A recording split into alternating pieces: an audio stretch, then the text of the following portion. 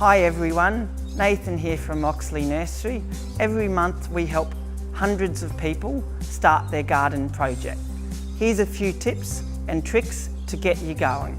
The main thing that we help people with is plant selection. The number one thing to do is to make sure the plant is suited to your climate. The first plants you will be planting are the key players. These include things such as large trees, features or screening plants.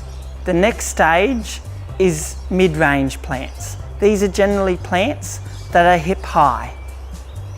We generally add greenery first and then pops of colour. The greenery helps make the colour stand out even more. The final layer of your garden are low growing or border plants. Don't skip this step as it will give your garden a lovely finished look. Giving your garden that wow factor is as easy as adding some garden design elements. Water features, decorative pots, statues, lanterns, bonsai and natural elements all help you create a unique and enjoyable garden. If that's all a bit too much, simply pop down to the nursery, bring a plan drawing with rough measurements and some photographs, and our staff will be happy to help.